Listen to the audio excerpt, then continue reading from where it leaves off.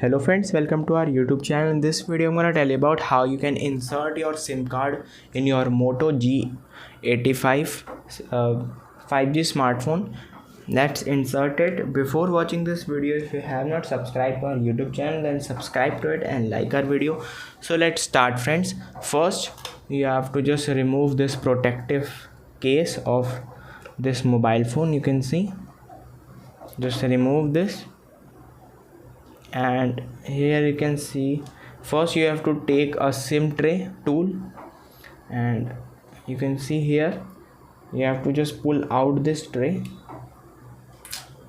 like this, you can see. And friends, then you have to insert your SIM card here like this.